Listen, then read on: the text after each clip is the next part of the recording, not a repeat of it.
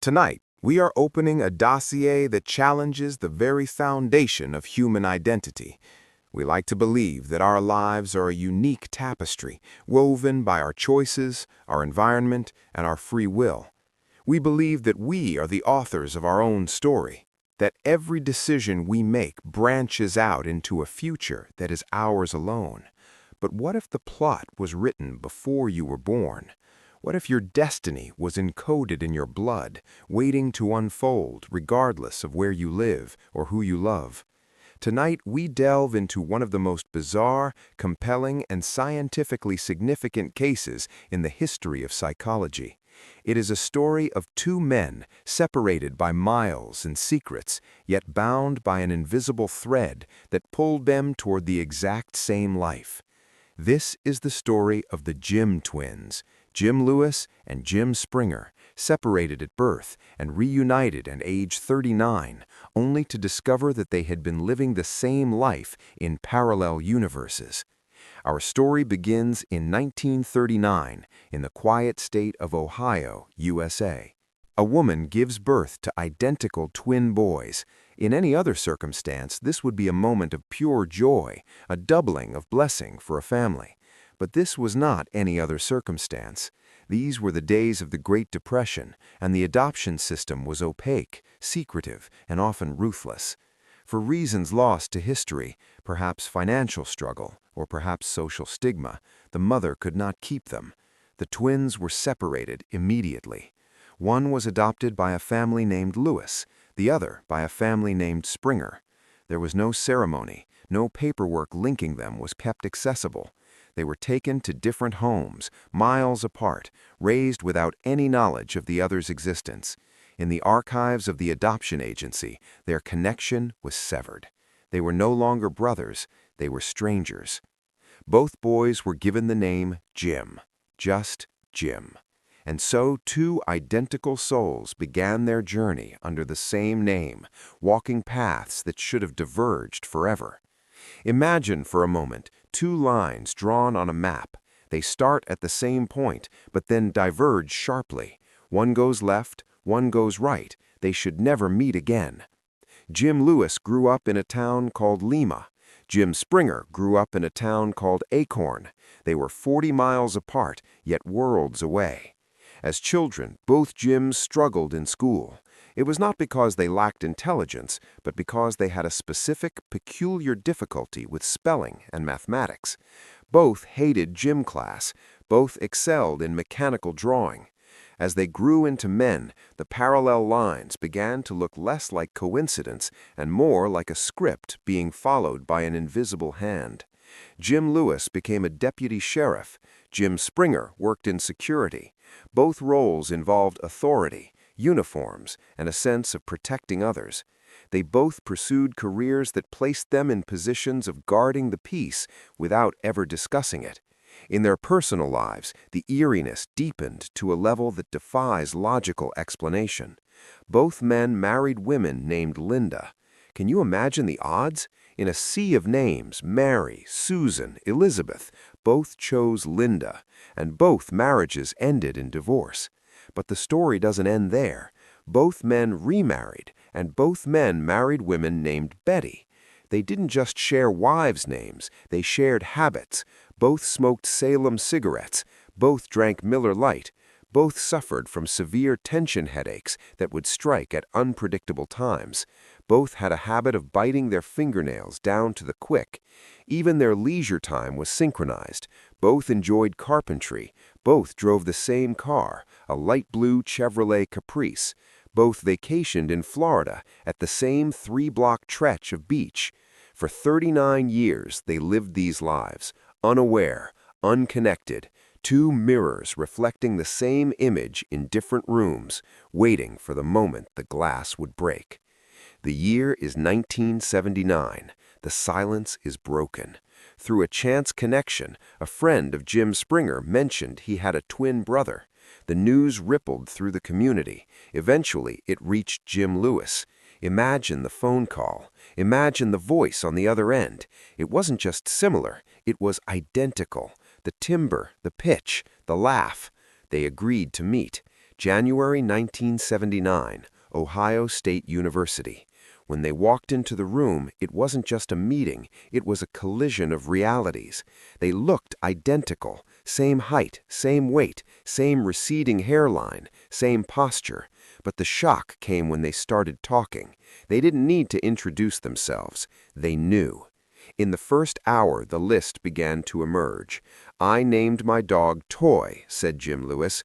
"I named my dog Toy," said Jim Springer. "I named my son James Allen," said Lewis. "I named my son James Allen," said Springer. 1 L versus 2, but the sound was the same. The room fell silent. The researchers present, led by psychologist Thomas Bochard, were stunned. This was not just genetics affecting eye color or height. This was genetics affecting life choices. This reunion sparked one of the most famous studies in psychological history, the Minnesota study of twins reared apart. For years, the Jim twins became the poster children for the nature versus nurture debate. Are we made by our genes or by our environment? The Jims seemed to provide the ultimate answer: nature, destiny, biology. Thomas Bouchard tested them extensively. They took personality tests, medical exams, and intelligence quizzes. The results were staggering. Their brainwave patterns were similar. Their heart rates responded to stress in the same way. Their personalities matched on key metrics like social dominance and constraint. It felt like proof that the soul has a blueprint, that even if you strip away the family, the school, the town, the core of you remains intact. For the public, it was thrilling, it was mystical. It suggested that somewhere inside us there is a map we cannot erase. The implications were profound. If our choices are predetermined by our biology, what happens to free will? If Jim Lewis had never met Jim Springer, would he still have named his son James Allen? Would he still have married a Betty? But in the archive, we must look at all sides of the file. We must question the evidence. As the years passed, critics began to whisper, was the story too perfect? Some psychologists argued that the similarities were exaggerated. They pointed out that Jim was a very common name in the 1930s. Linda was the most popular name for women in the 1940s. Betty was also top 10. Driving a Chevrolet Caprice, that was one of the best-selling cars in America during that era. Vacationing in Florida, that was the standard destination for Americans with disposable income. Critics suggested that the law of large numbers was at play. With millions of people living lives, strange coincidences are bound to happen.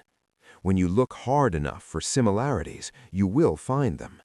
You ignore the differences to focus on the matches.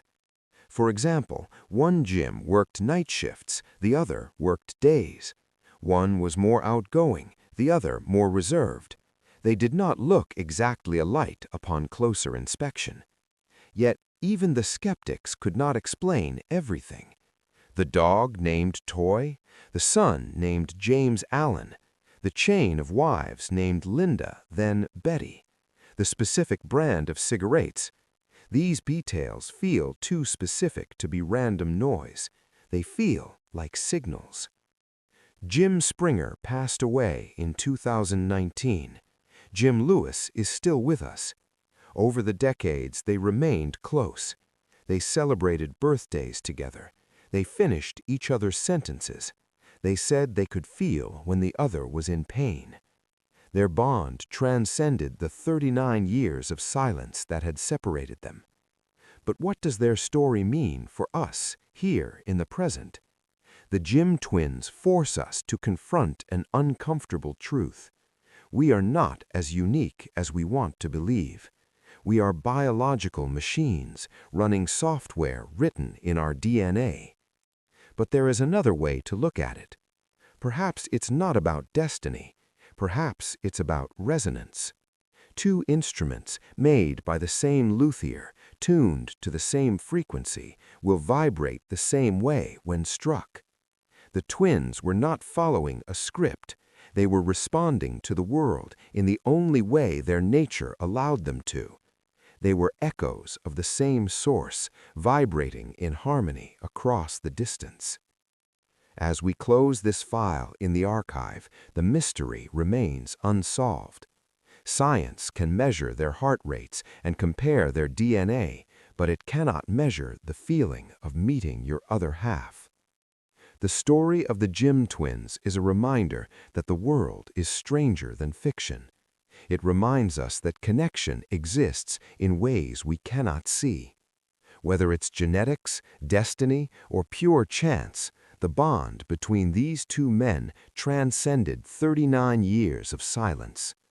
So the next time you meet someone who feels familiar, someone whose laugh sounds like yours, or who loves the same obscure car, pause, look closer. You might be looking into a mirror you didn't know existed. Thank you for joining me on Lost in the Archive. If you enjoyed this journey into the unknown, please like, subscribe, and hit the bell. There are more files to open, more mysteries to uncover. Until next time, stay curious.